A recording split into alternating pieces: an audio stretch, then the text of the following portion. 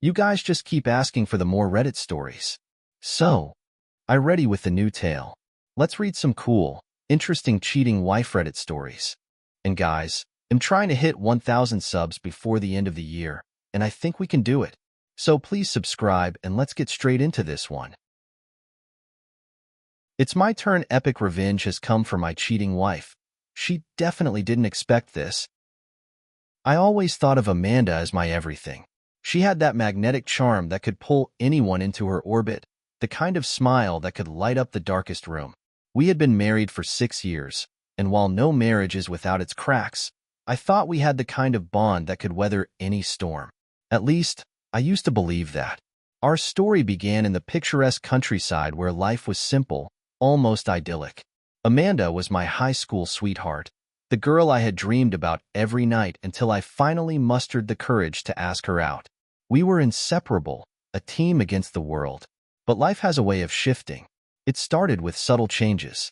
Amanda, always the dependable one, began coming home later from work. "The new project is keeping me busy," she'd say, brushing off my concerns with a tired smile. One evening, as I sat alone at the dinner table, staring at her untouched plate, a sense of unease crept over me. Amanda had sent a curt text, "Working late again. Don't wait up." My first instinct was to trust her. After all, we had built a life on trust, or so I thought. The changes grew more pronounced. She became distant, her laughter less frequent, her phone glued to her hand like a lifeline.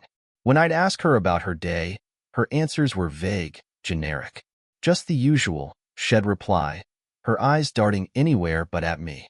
One Saturday, while Amanda was out running errands, her phone buzzed incessantly on the counter. My curiosity got the better of me. It wasn't her usual group chat or work notification. The name on the screen read Liam. My stomach dropped. I hesitated, torn between respecting her privacy and quelling the storm of doubts brewing in my mind. Before I could make a decision, the screen went dark, leaving me with more questions than answers. Later that night, as we sat together on the couch, the tension in the air was palpable. I turned to her, forcing a smile. "You've been busy lately," I said, keeping my tone light. "Work really that demanding?" She glanced at me, her expression unreadable. "You know how it is," she replied, brushing a strand of hair from her face. "Deadlines, meetings, the usual grind." But her voice lacked its usual warmth, the Amanda I knew fading into someone I could no longer recognize. Then came the night I couldn't ignore. Amanda was asleep, her phone charging on the nightstand. As I lay there, staring at the ceiling, the soft glow of her screen lit up the room. A message had come through.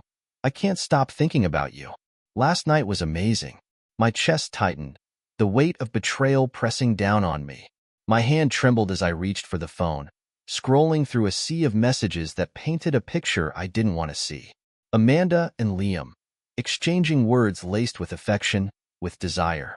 I confronted her the next morning.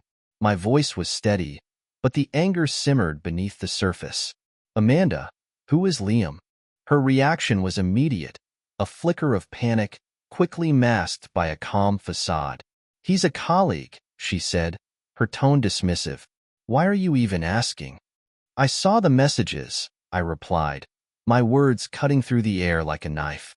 "Don't lie to me, Amanda." Her composure cracked. "It's not what you think," she stammered, her eyes pleading. "It was a mistake, a moment of weakness." Don't," I interrupted, my voice rising. "Don't insult me with excuses." The woman I had once adored, who had been my partner, my confidant, now stood before me as a stranger. The betrayal was like a poison, seeping into every corner of my mind.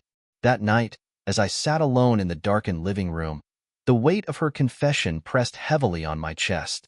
I had always thought of myself as strong, unshakable, but this was a blow I hadn't seen coming. My mind raced with questions. How long had this been going on? Was it just Liam, or were there others? And, most importantly, why? Why had she done this to us? To me? The whispers of doubt had grown into a deafening roar, and I knew one thing for certain. Nothing would ever be the same. The days after Amanda's confession were a blur of anguish and rage. I'd always thought I could handle anything life threw my way, but this was different. Betrayal wasn't just a knife in the back. It was a fire in my chest, consuming every memory, every tender moment we'd shared, and turning it to ash. Amanda tried to pretend things were normal, going about her day with forced cheerfulness. It was almost as if she expected me to forgive her overnight. But I wasn't ready, not by a long shot. One evening, I found myself staring at the framed photos on the mantel. There we were, Amanda and me, smiling on our wedding day, arms wrapped around each other. My mind replayed her vows. I will love you faithfully, in good times and bad, as long as we both shall live. The words felt hollow now, a cruel joke in the face of what she'd done. I wanted answers. I needed to understand why she'd risk everything we'd built. That night, after she had gone to bed, I found myself drawn to her phone again. This time, I wasn't hesitant. I dove into her messages, her emails, her social media accounts. The truth was worse than I'd imagined. Liam wasn't just some fleeting mistake. He was a presence, a shadow in our marriage that I hadn't noticed until it was too late. Their conversations weren't just about stolen moments. They were about plans, dreams, a future. One message burned itself into my mind. You make me feel alive in ways I haven't felt in years. Years? Was she saying she hadn't felt alive with me? I slammed the phone down, my breathing ragged. The next morning, I confronted her again. This time, I wasn't going to let her deflect. Why, Amanda? Why him? Why now? My voice was calm, but I could feel the storm brewing beneath the surface. She looked at me, her face pale. Jake, I don't know. Things haven't been the same between us for a while. Not the same? You're blaming this on us? I snapped, my voice rising. Don't you dare try to make this about some vague distance. You made a choice, Amanda. You chose him over me, over our life together. Tears welled up in her eyes, but they didn't move me. I didn't mean to hurt you, she whispered. I let out a bitter laugh. Didn't mean to hurt me? Amanda, you didn't just hurt me. You shattered me. Every time you were with him, every lie you told me, you were killing us. And for what? Some fling? Some fantasy? Her silence was deafening. As the days dragged on, the tension between us was unbearable. I couldn't sleep in the same bed as her anymore, so I moved to the couch. Every night, I lay awake, my mind spinning with thoughts of revenge. I started to notice things about Amanda I hadn't before. The way she avoided my gaze when she spoke, the way she clutched her phone like it was a lifeline. She was hiding something, something more. One night, while she was in the shower, I checked her phone again. There were no new messages from Liam. Instead, there was a series of texts to a number I didn't recognize. The conversation was short but damning. Is he still suspicious? He's been cold, but I think he's calming down. Good. You need to keep this quiet. If he finds out about the trip, it's over. The trip? My blood ran cold. What trip? I decided to play it cool. Over dinner the next evening, I casually asked, So, any plans for the weekend? Amanda froze for the briefest of moments before recovering. No, just the usual. Maybe catch up on some work. Liar. I waited until she went to bed that night before searching her purse. Tucked away in a side pocket was an airline ticket, one way, to a city 2 states over. The flight was booked for Saturday morning. My hands shook as I stared at the ticket. She wasn't just having an affair. She was planning to leave me. The realization hit me like a freight train. Amanda had already checked out of our marriage. She was making plans to run away with Liam, leaving me to pick up the pieces of the life she had destroyed. Something inside me snapped. The fire of betrayal was no longer consuming me. It was fueling me. If she thought she could waltz out of my life and into his arms without consequence, she was sorely mistaken. The next day, I set my plan into motion. I called her boss, a kind-hearted woman who had always been supportive of Amanda and me. I casually mentioned Amanda's upcoming vacation and asked if she'd need to bring work along. Vacation? Her boss replied, confusion evident in her tone. Amanda hasn't requested any time off. Of course not. Amanda wasn't planning on coming back. By Friday night, everything was in place. Amanda was acting strangely, trying to keep things light and normal. Maybe we could watch a movie, she suggested, her voice overly cheerful. Sure, I replied, forcing a smile. Why not? As we sat on the couch, her phone buzzed with a message. She glanced at the screen and quickly dismissed it, but I caught a glimpse of the name, Liam. My jaw clenched, but I kept my composure. Who was that? I asked casually. Just a coworker, she lied without missing a beat. I nodded, my heart pounding in my chest. You've always been such a hard worker, Amanda. It's one of the things I admire most about you. She smiled, clearly relieved by my apparent obliviousness. But inside, I was counting down the hours until her carefully constructed world came crashing down. The morning of Amanda's flight arrived, and she moved through the house with an air of forced normalcy. Her suitcase, cleverly concealed in the trunk of her car, was ready to go. She'd kissed me on the cheek earlier, a hollow gesture that did nothing to mask the tension between us. I pretended to be oblivious, sipping my coffee as I scrolled through my phone. But inside, the storm raged. I had spent the previous night preparing for what was to come, carefully laying the groundwork to ensure Amanda wouldn't escape the fallout of her betrayal unscathed. She left just before noon, claiming she had errands to run. As soon as her car disappeared down the street, I sprang into action. My first stop was the lawyer's office. A friend had recommended him, a no-nonsense type who specialized in divorce cases involving infidelity. When I showed him the evidence I had collected, the texts, the airline ticket, his eyebrows shot up. You've got a strong case, he said. We can file immediately, and I'll make sure you get the house. You might even have a shot at recouping some of the assets she's trying to take. His confidence was reassuring, but it didn't ease the knot in my stomach. This wasn't just about legal victories. It was about justice, about making sure Amanda faced the consequences of her actions. Next, I called Liam's wife. Her name was Claire, and though we'd never met, I had managed to find her contact information through some digging. My hands shook as I dialed her number, but I knew she deserved to know the truth. Hello? She answered, her voice cautious. Claire, my name is Jake.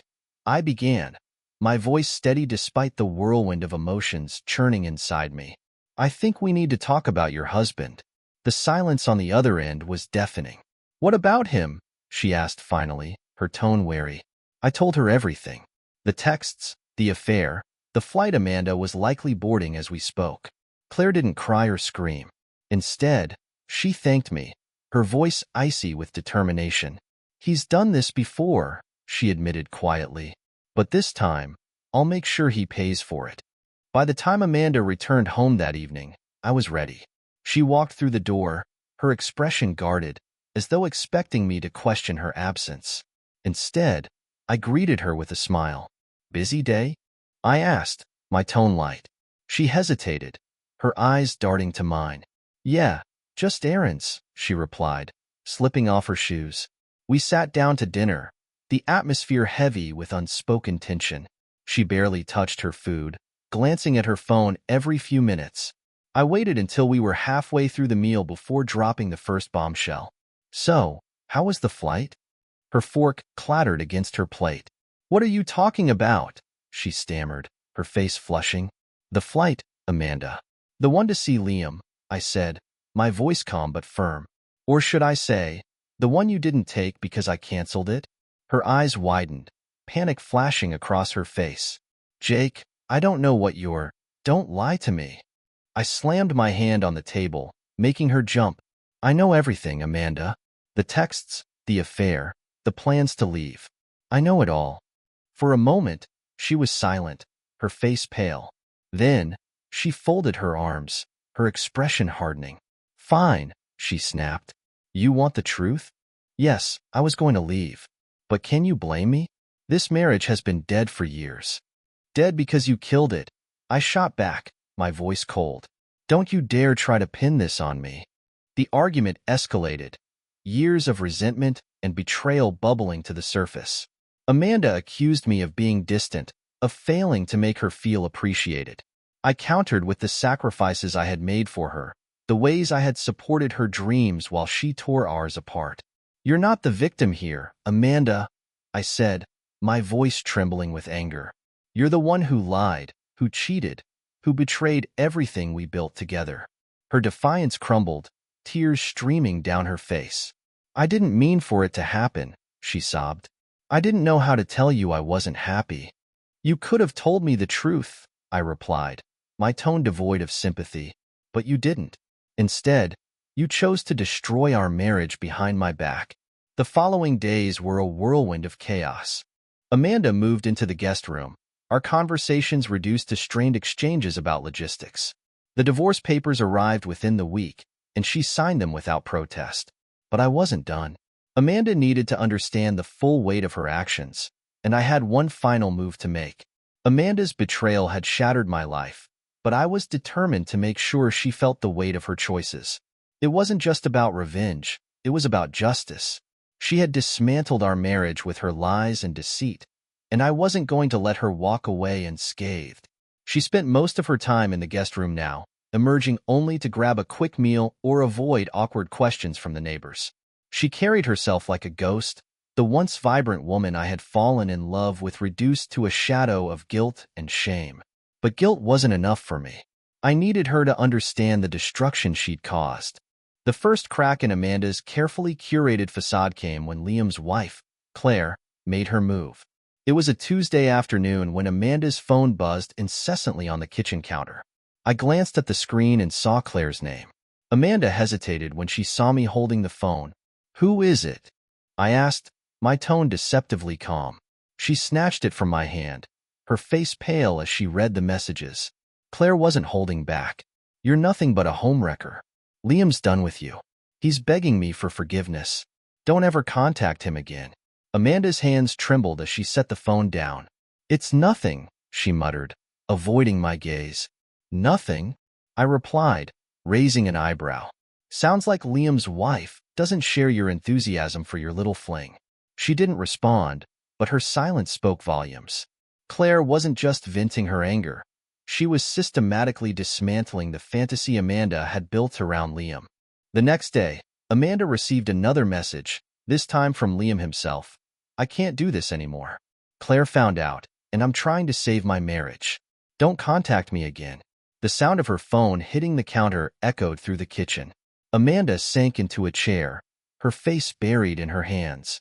For the first time, I saw real panic in her eyes. Liam had abandoned her, leaving her to face the wreckage of her choices alone. "You thought he'd leave his wife for you?" I said, my voice laced with disdain. "He used you, Amanda, just like you used me." As the days passed, Amanda's unraveling became more apparent. She stopped trying to hide her misery, her once perfect appearance giving way to dark circles under her eyes and a vacant stare. It would have been easy to feel pity for her, but I reminded myself of the betrayal that had brought us here. Still, I wasn't done. Amanda's lies had extended beyond our marriage, and I intended to expose every one of them. The next step in my plan required patience. I had reached out to a mutual friend, Lauren, who worked at Amanda's company. Lauren was shocked when I told her about the affair, but she quickly confirmed something I had suspected for weeks. Amanda had lied about her work schedule to cover her meetings with Liam. She told the office she was working remotely a few days a week, Lauren said, her voice tinged with anger. "But now it makes sense. She was probably using that time to see him." With Lauren's help, I compiled a timeline of Amanda's absences, cross-referencing it with the messages and emails I had saved. The evidence painted a damning picture, one I wasn't afraid to share. When Amanda's boss received an anonymous email containing screenshots of her messages and her falsified work hours, the fallout was immediate. Amanda was called into a meeting and suspended pending further investigation. She came home that evening, her face pale and drawn. "I got suspended," she said, her voice barely above a whisper. "Actions have consequences, Amanda," I replied, my tone cold. "Something you should have thought about before you lied to everyone." She glared at me, tears streaming down her face. "You sent that email, didn't you?" I didn't deny it. "You brought this on yourself," I said. Amanda's world continued to crumble as word of the affair spread through our social circle. Friends who had once admired her turned their backs, unwilling to condone her betrayal. One evening, I received a call from Amanda's sister, Laura. "Jake, I don't know what's going on, but Amanda called me," hysterical. "She said you're ruining her life." She ruined her own life, Laura. I replied, my voice steady. And if you want the full story, I'm happy to share it. Laura came over that evening, and I laid everything out. Every text, every lie, every betrayal. By the time I finished, she was speechless. I had no idea, Laura said finally, her voice trembling. I can't believe she would do this to you. Believe it, I said. And if she wants to play the victim, remind her who started this. Amanda's isolation grew, her once vibrant social life reduced to a handful of half-hearted apologies and empty promises. She spent most of her time in the guest room, avoiding me as much as possible. But I wasn't done yet. Amanda had once been the golden girl in our social circle, charismatic, polished, always the life of any gathering. But now, her reputation was crumbling faster than she could scramble to piece it back together. Every day brought a new consequence for her betrayal, and though I could see the weight of it all bearing down on her, I didn't feel even the faintest shred of pity. She had chosen this path, and now she would walk it alone. The first public blow came at a dinner party hosted by our mutual friends, Ben and Jessica. They had been some of our closest allies during happier times, always ready with a kind word or a glass of wine to share. But that night, the air was thick with tension. I had debated whether to attend, knowing Amanda would be there. Ultimately, I decided to go, not out of some masochistic need to watch her squirm, but because I knew this was the moment her lies would catch up to her. Amanda arrived late, her once effortless charm now replaced by a nervous energy that clung to her like a shadow. She greeted everyone with a forced smile, but I could see the cracks in her facade. As the evening wore on, the conversation inevitably turned to relationships. Ben, always one to stir the pot, made a pointed comment about loyalty in marriage. It's funny, he said, his eyes flicking briefly to Amanda. People say honesty is the foundation of any good relationship. Guess not everyone got the memo. The silence that followed was deafening. Amanda's face went pale, her fork clattering against her plate. What's that supposed to mean? She asked, her voice tight. Ben shrugged, his expression innocent. Nothing, really. Just an observation. Jessica, clearly uncomfortable, tried to steer the conversation elsewhere, but the damage was done. Amanda excused herself shortly after, and I stayed just long enough to ensure everyone knew why she'd left in a hurry. The next day, Amanda confronted me. How could you let him humiliate me like that? She demanded, her voice trembling with anger. I didn't let him do anything, I replied, crossing my arms. You humiliated yourself, Amanda. Everyone knows what you did. You can't run from it. Her anger melted into desperation. Jake, please. You've already destroyed my job, my friendships. What more do you want from me? I stared at her, my expression cold. I want you to feel what I felt, Amanda. Every ounce of betrayal, every sleepless night, every shred of self-doubt. I want you to know the cost of your choices. That evening, I took the final step in my plan. Amanda had always been active on social media, carefully curating her life to appear picture-perfect. Her Instagram was a shrine to the illusion of our happy marriage, full of smiling selfies and heartfelt captions about love and partnership.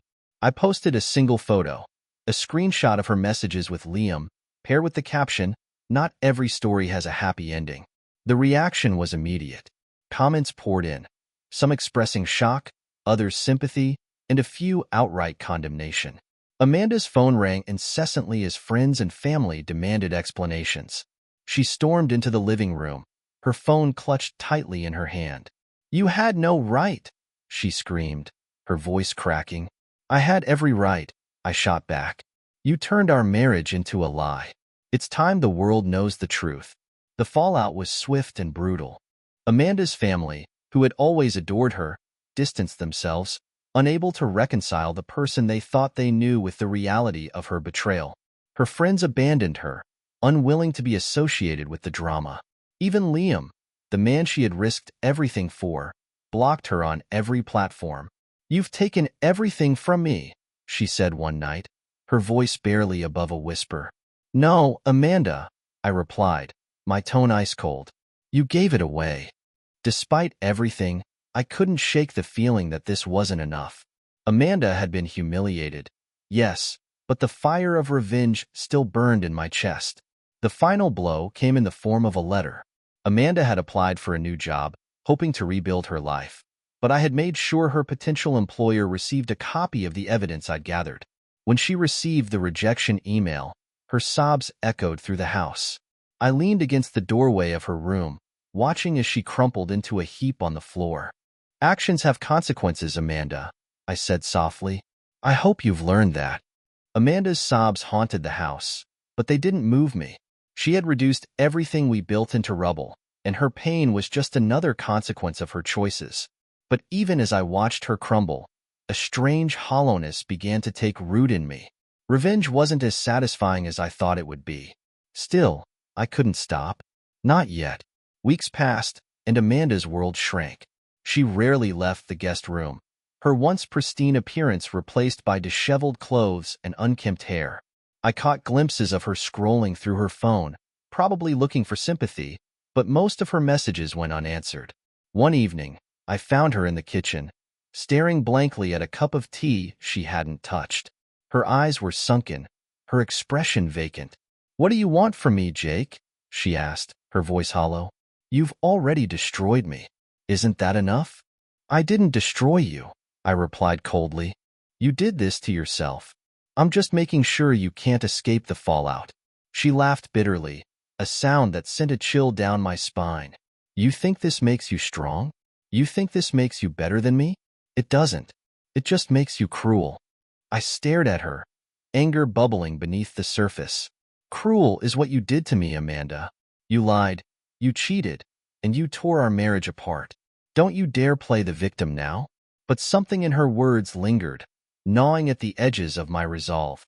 Had I gone too far? Was there a line I had crossed without realizing it? I pushed the thought aside, focusing instead on the final stage of my plan.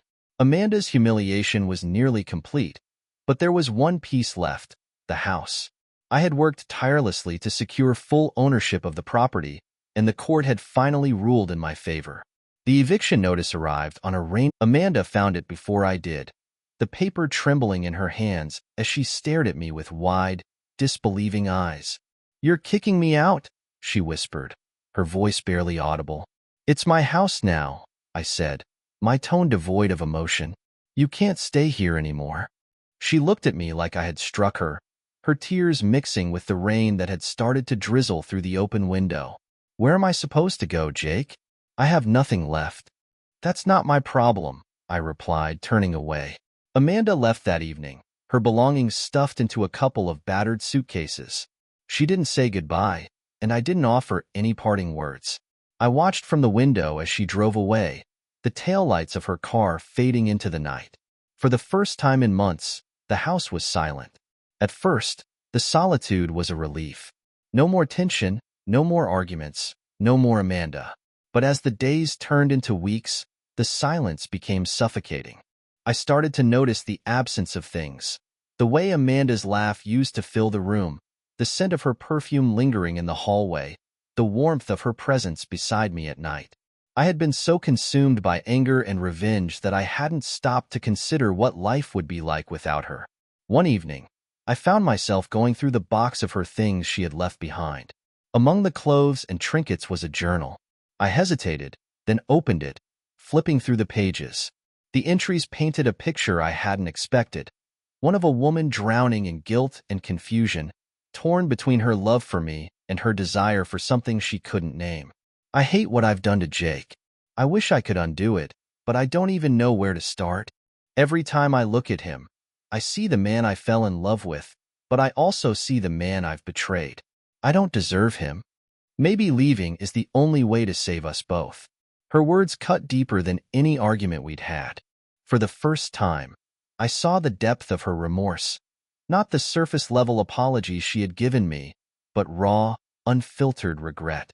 That night, I dreamed of Amanda.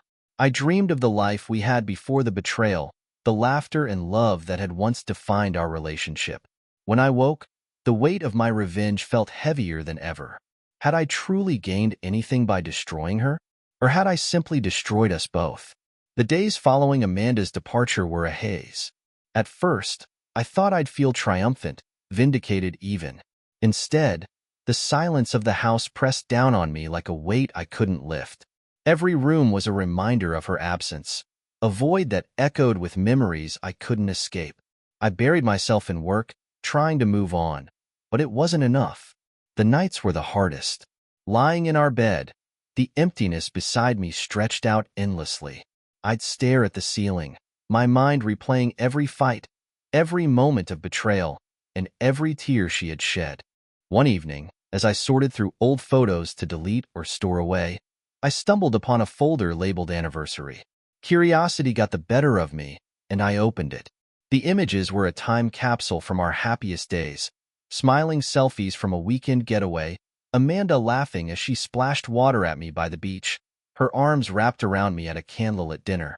I lingered on one photo in particular. Amanda staring at me with a look of pure adoration, her hand resting gently on my cheek. I remembered that night vividly. It was the first time she told me she loved me, her voice trembling with sincerity. That memory was a knife to the heart. How had we fallen so far? The journal she had left behind kept calling to me. I'd skimmed through it before, but now I wanted to read it in full. As I turned the pages, Amanda's pain unfolded before me. One entry stood out. I wish I could tell Jake how lost I felt. It's not his fault. I know it isn't, but I don't know how to make him understand. Liam isn't the answer. I know that. But he made me feel seen when I was drowning in my own shadows. I hate myself for it. I hate what I've become. Her words hit me like a sledgehammer. I had spent months focusing on my pain, my betrayal, without considering hers. I wasn't excusing what she did. I couldn't. But for the first time, I saw the cracks in her armor, the weight she had been carrying long before Liam entered the picture. That night, I had a dream. Amanda stood at the end of a long hallway, her back to me. I called out to her, but she didn't turn around. When I tried to reach her, the hallway stretched farther, pulling her away. I woke drenched in sweat, the image of her retreating figure seared into my mind. I realized I had become the very thing I hated, someone who hurt the person they once loved. The next day, I drove to her sister's house, where I knew Amanda had been staying. When Laura answered the door, her expression was a mixture of surprise and caution. "She doesn't want to see you, Jake," Laura said, crossing her arms. And honestly, I don't blame her. "Please," I said, my voice raw. "I just need to talk to her. One last time." Laura hesitated before stepping aside. "She's in the backyard."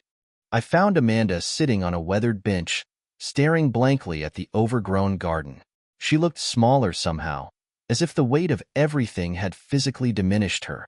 When she saw me, her eyes narrowed. "What are you doing here, Jake?" "I needed to see you," I said, sitting down a few feet away. "I've been doing a lot of thinking." She scoffed. "Great. Thinking about how else you can ruin my life."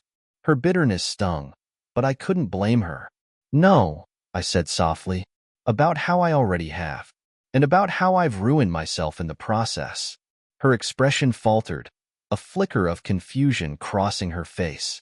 "I wanted you to suffer, Amanda," I admitted. "I wanted you to feel every ounce of the pain you caused me, and I think you have. But somewhere along the way, I lost sight of who I was. I became someone I don't recognize, someone I don't want to be." Her eyes filled with tears, but she didn't speak. "I don't forgive you," I continued, my voice trembling. "Not yet. Maybe not ever. But I also don't want to hate you anymore. I don't want this to define the rest of my life, or yours." For the first time in months, Amanda and I talked. Not shouted, not argued, talked. We didn't resolve everything. We couldn't. But for a brief moment, we found a sliver of the connection that had once bound us together. When I left that evening, the weight in my chest was still there, but it felt a little lighter. For the first time in months, I felt something I hadn't expected: clarity. The storm of rage and betrayal that had consumed me was beginning to ebb, leaving behind an unsettling quiet. My conversation with Amanda wasn't a resolution, but it was a step, a shaky, tentative step toward understanding. Yet, as the days passed, something kept nagging at me. A piece of the puzzle was still missing, a truth buried beneath the wreckage of our lives that I couldn't quite reach. I decided to visit Laura again. Amanda's sister had always been the bridge between us during hard times, and I hoped she could offer some insight. Laura was hesitant to let me in at first. "Jake, I don't know if this is a good idea," she said, her tone guarded. "Please," I said, my voice earnest. "I just need to know. There's something Amanda isn't telling me, and I can't move on until I understand." After a long pause, she stepped aside. We sat in her cozy living room, the faint hum of a television playing in the background. Laura fidgeted with the edge of a pillow, avoiding my gaze. "What do you want to know?" she asked finally. "Everything," I said. "Why she did it. Why Liam. Why now?" Laura sighed, her shoulders slumping. "Amanda's been struggling for a long time, Jake. Longer than you probably realize. After the miscarriage, she was never the same." My chest tightened at the mention of the miscarriage. It had been the darkest chapter of our marriage, a pain we both carried but rarely spoke about. "I thought we got through that," I said softly. "She thought so too," Laura replied. "But it broke something in her. She blamed herself, even though it wasn't her fault. And when you started pulling away—" "I didn't pull away," I interjected, my voice rising. "Not on purpose," Laura said gently. "But you did. You buried yourself in work, in anything that would keep you from dealing with the grief. Amanda felt alone, Jake. And Liam, he made her feel seen." Her words were like a punch to the gut.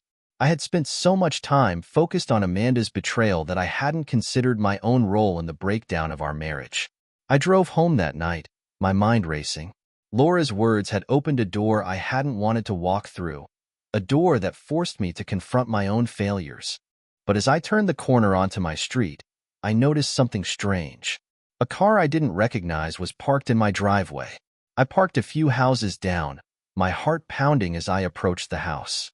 The lights were on, and through the window, I saw a figure moving around inside. It was Amanda. She jumped when I walked through the door, her face a mixture of guilt and surprise. "What are you doing here?"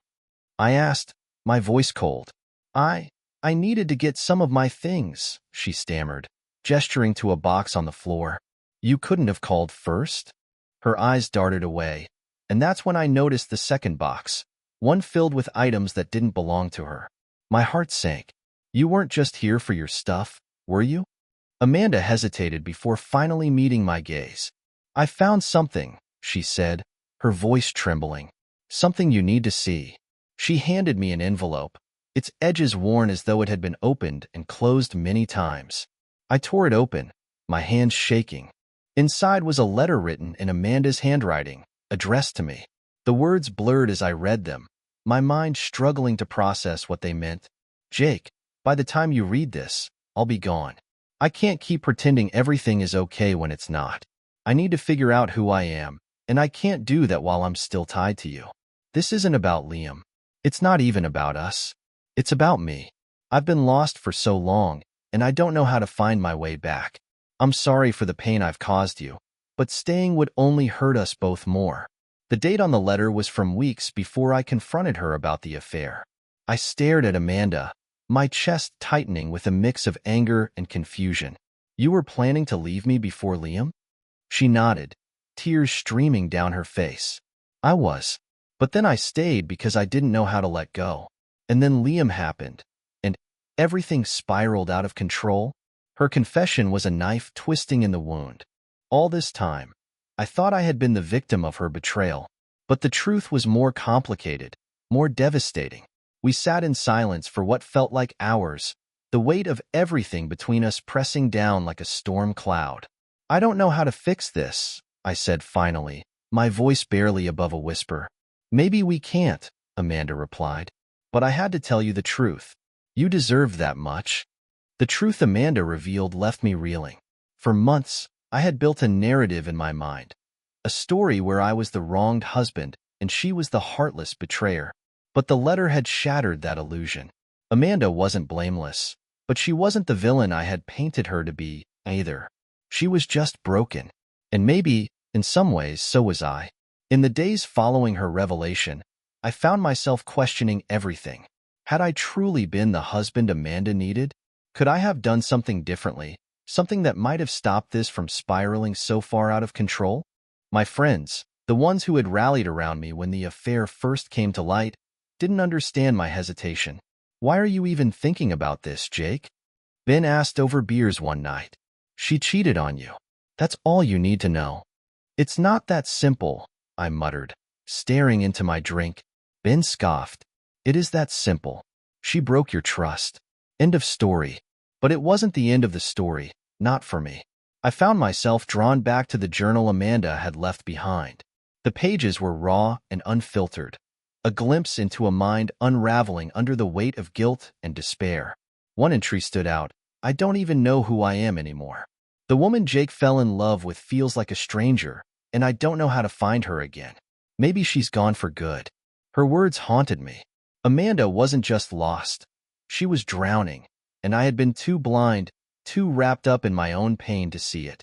One evening, as I sat in the silence of the empty house, my phone buzzed. It was a text from Laura. She's not doing well, Jake. I think you should talk to her. I hesitated before replying. I don't know what I'd even say. Start with the truth, Laura wrote back. The next day, I found myself standing outside Laura's house again. My hand hovered over the doorbell for what felt like an eternity before I finally pressed it. Laura opened the door, relief washing over her face. She's in the backyard, she said quietly. Amanda was sitting on the same weathered bench, staring blankly at the garden. She didn't look up as I approached. I wasn't sure you'd come, she said finally. Neither was I admitted, taking a seat beside her. We sat in silence for a long time, the weight of unspoken words hanging heavy in the air. I read your journal, I said finally. Amanda stiffened but didn't turn to face me. I figured you would. Why didn't you tell me you felt like this? I asked, my voice tinged with a mixture of hurt and confusion. She let out a bitter laugh. I tried, Jake. So many times. But every time, you were too busy, too distant, too detached. After a while, I stopped trying. Her words stung, but I couldn't deny the truth in them. We talked for hours, peeling back the layers of anger and resentment that had built up between us. Amanda admitted to her mistakes, her regrets, her fears. I admitted to mine, acknowledging the ways I had failed her without even realizing it. By the time the sun set, we were both emotionally drained. So, what now? Amanda asked, her voice barely above a whisper. I don't know, I replied honestly, but I think we owe it to ourselves to figure that out.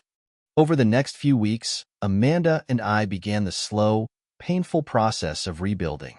It wasn't about rekindling our marriage, at least, not yet.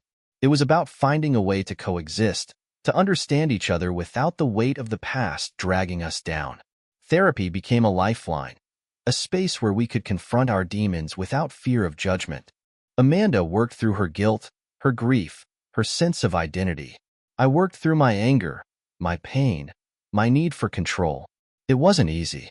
There were setbacks, moments where old wounds threatened to reopen. But for the first time in months, there was a glimmer of hope. Then, one evening, Amanda showed up at the house unannounced. She was holding an envelope, her hands trembling as she handed it to me. What's this? I asked, my brow furrowing. Just read it, she said, her voice shaky. I opened the envelope and pulled out a single sheet of paper. It was a handwritten letter, but it wasn't from Amanda. It was from Liam. The moment I saw Liam's name at the bottom of the page, my hands trembled with a mixture of rage and dread. Why would Amanda bring me this? What could Liam possibly have to say that hadn't already been destroyed between us? Why do you have this? I asked, my voice cold and sharp. He sent it to me a few days ago, Amanda said softly. I didn't know if I should show it to you, but I think you deserve to see it. I hesitated, the weight of her words pressing on my chest, and then I began to read. Jake, I know I'm probably the last person you want to hear from, but there are things you need to know. Things Amanda won't tell you. Maybe because she doesn't have the courage, or maybe because she doesn't want to hurt you any more than she already has. Either way, it's not my place to stay silent. When Amanda and I first started talking, it wasn't about cheating. She came to me because she was drowning in grief and loneliness, and she needed someone to hear her. I was that person, and I let it become something more. That was my fault, and I take full responsibility for my part in what happened. But there's something else you need to know. This wasn't just about her unhappiness with you. Amanda wasn't just running away from your marriage. She was running from something bigger. Something I should have stayed out of but didn't. I stopped reading and looked up at Amanda. What does he mean? Her face was pale, her eyes filled with a quiet desperation. Keep reading, she whispered. I turned back to the letter, my heart pounding. After a few weeks, Amanda told me something that shook me. She thought she might be pregnant. At first, she wasn't sure if it was yours or mine. We hadn't been careful. She was terrified, Jake. Not just of what it meant for your marriage, but of what it meant for her as a person. Eventually, she realized it wasn't a pregnancy. It was something else. I don't know the full details because she stopped talking to me about it, but I know she went to the doctor. She told me there was a complication, something that could have been dangerous. I don't know if she ever told you, but if she didn't, it's not my place to say more. I wish I could undo what I did. I wish I could go back and stop myself from crossing that line, but I can't. All I can do is tell you the truth and hope it helps you find some kind of closure. For what it's worth, I'm sorry. Liam, the letter fell from my hands, landing on the floor with a soft rustle. I stared at Amanda, my chest tight with a mix of emotions I couldn't untangle. Is it true? I asked, my voice barely above a whisper. Yes, Amanda said, her eyes welling with tears. I thought I was pregnant, but it wasn't that. It was something else. What do you mean, something else? I demanded, my tone sharper than I intended. She hesitated, her hands trembling as she wrung them together. The doctor found a cyst, she admitted finally. It was benign, but there was a risk of it rupturing. I didn't tell you because I didn't know how, and I was afraid you wouldn't care, not after everything else. Her words hit me like a punch to the gut. How could you think I wouldn't care? I asked, my voice cracking. You were my wife, Amanda. Despite everything, I would have been there for you. I didn't deserve you to be there, she said, tears streaming down her face. I had already destroyed everything between us. How could I ask you to support me after that? For a long time, we sat in silence, the weight of the letter hanging between us like a storm cloud. I don't know what to say, I admitted finally, my hands trembling. I feel like every time I think I understand what happened, there's something else that tears it all apart. I never wanted this, Amanda said, her voice barely above a whisper. Any of it. I thought leaving would fix things, that Liam could fill the void I felt. But he didn't. Nothing did. Her honesty cut deeper than any lie. That night, I couldn't sleep. Liam's letter had unearthed a new layer of betrayal, but it had also revealed the depth of Amanda's pain. Something I had been too blinded by anger to fully see. I couldn't erase what she had done. I couldn't undo but for the first time, I began to wonder if there was a path forward, however broken and uneven it might be. The days following Liam's letter were marked by a fragile silence, as though the weight of everything unsaid might shatter what little remained between Amanda and me. Her confession about the cyst lingered in my mind, not because of what it was, but because she hadn't trusted me enough to tell me. Despite everything, a question gnawed at me. Could I truly walk away without understanding what had brought us here? Amanda came by the house a few days later, unannounced. She stood on the porch, her face pale, her eyes red-rimmed, clutching a manila folder against her chest. I need to talk to you, she said quietly. I hesitated before stepping aside to let her in. She moved with hesitation, her gaze flickering across the room as though she was afraid of what she might find. We sat down at the kitchen table, the folder between us like a physical barrier. What's this? I asked, my voice steady. She pushed it toward me without meeting my eyes. It's everything. The messages, the emails, everything Liam and I said to each other. I wanted you to have it. No more secrets. I stared at the folder, my chest tightening. Why now? Amanda's hands trembled as she clasped them together. Because I've realized something, she said, her voice barely above a whisper. If I have any chance of earning back even a shred of your trust, I have to give you the whole truth, even if it means losing you forever. I opened the folder that night, long after Amanda had left. The pages inside painted a picture of a relationship that was equal parts desperation and delusion. Liam hadn't loved her. He had used her, feeding off her insecurities and offering her the attention she craved. One message stood out: Jake doesn't see you for who you are. I do. With me, you could finally be free. But Amanda's reply was what stopped me cold. I don't want freedom, Liam. I want peace. And I know I'll never find it with you. The message was dated 3 weeks before I confronted her about the affair. The next day, I called Amanda and asked her to meet me at the park where we used to go on lazy Sunday afternoons.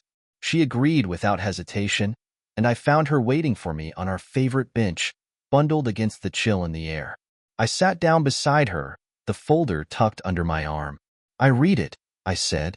Amanda's shoulders tensed. And I don't know what to think, I admitted. Part of me wants to throw it all away, to throw you away, and move on. But part of me can't let go of the fact that, despite everything, I still care about you.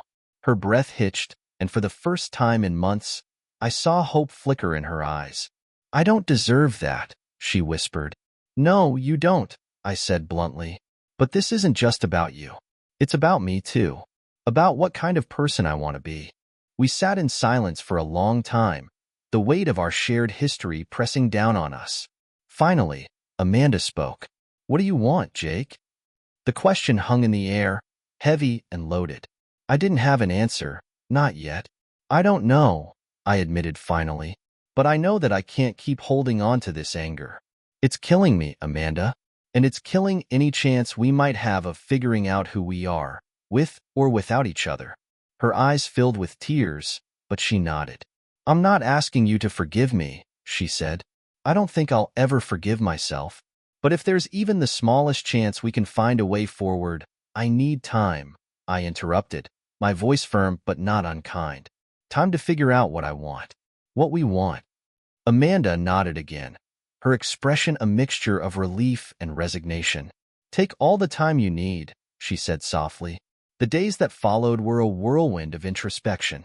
I thought about the life Amanda and I had built, the pain she had caused, and the person I had become in the aftermath. I wasn't the man I had been before her betrayal, but maybe that wasn't entirely a bad thing. I had learned to stand up for myself, to demand honesty and accountability. But I had also learned that holding on to anger wasn't strength. It was weakness disguised as resolve.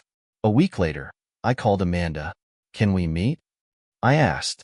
Of course, she said, her voice cautious but hopeful. We met at the house this time, the place that had once been our shared sanctuary. Amanda looked nervous, fidgeting with the hem of her sweater as she waited for me to speak. I've made a decision, I said finally. She held her breath, her eyes searching mine. Amanda stood in the living room, her hands trembling at her sides, waiting for me to speak. The house felt heavier than usual, filled with the weight of what we'd been through. It was ironic. This space that once held so much love and laughter now felt like the site of a battle, scarred by wounds both seen and unseen. I've been doing a lot of thinking, I began, my voice steady. About us. About everything that's happened. Amanda nodded, though she didn't say a word. Her lips pressed into a thin line, and I could tell she was bracing herself for the worst. I won't lie to you, I continued. What you did shattered me. It broke something in me that I'm not sure will ever fully heal. And the anger I felt, it consumed me. I wanted to hurt you as much as you hurt me. Her eyes glistened with tears, but she stayed silent. But the more I've thought about it, the more I've realized that revenge hasn't brought me the peace I thought it would. If anything, it's left me feeling emptier. I took a deep breath, letting the truth settle between us. I don't want to carry that weight anymore. I don't want to hate you. I don't want to spend the rest of my life defined by what you did. Amanda's tears spilled over, her breath hitching. Jake, she began, her voice trembling. I held up a hand to stop her. Let me finish, I said. I don't know if I can ever love you the way I did before. That trust is gone, and I'm not sure it can be rebuilt. But I also can't ignore the fact that we've both made mistakes. You weren't the only one who felt lost in this marriage. I just didn't see it until it was too late. Her shoulders sagged, and she looked down at the floor. I don't deserve your forgiveness, she whispered. No, you don't, I said bluntly. But forgiveness isn't about what you deserve. It's about what I need to move forward. Amanda looked up at me, hope flickering in her eyes. What are you saying? I'm saying that I'm willing to try, I said, my voice steady. Not to go back to what we were, that's gone, but to figure out if there's something new we can build. Something better. Her breath caught, and for a moment, I thought she might collapse under the weight of my words. Jake, I don't even know what to say. Say you're ready to do the work, I said. Because this isn't going to be easy, Amanda. If we have any chance of moving forward, it's going to take time, honesty, and a lot of hard conversations. She nodded, tears streaming down her face. I'm ready, she said, her voice shaking but firm. I'll do whatever it takes. The days that followed weren't a magical fix. The wounds Amanda had left were still fresh, and the trust between us was fragile at best. But for the first time in months, there was a sense of possibility, a chance to rebuild, brick by brick, if we were both willing to try. Therapy became our lifeline. In those sessions, we confronted everything. Her betrayal, my emotional distance, the miscarriage that had left scars on both of us. It wasn't pretty, and it wasn't easy, but it was slowly. I began to see glimpses of the woman I had fallen in love with, the woman who had gotten lost in her own pain and made mistakes she couldn't take back. And I began to see glimpses of the man I used to be, too, the man who had loved her with his whole heart before anger and bitterness took its place. One evening, as we sat on the porch watching the sunset, Amanda reached for my hand. Her touch was tentative, as though she was afraid I might pull away. I know I don't deserve this chance, she said softly, but I'm so grateful for it. I squeezed her hand, the warmth of her touch grounding me in the present. We're both grateful, I said, and we're both going to have to work for it. For the first time in a long time, I felt a flicker of hope, not for what we had been, but for what we might become. The road ahead wasn't clear, and it wasn't guaranteed, but it was a road we were willing to walk together, step by uncertain step, and maybe, just maybe, that was enough. Oh my God, another really good one. I really hope you enjoyed this Reddit story video. I had a great time reading this. If you want more of this kind of content, just leave a comment, let me know. Follow my channel.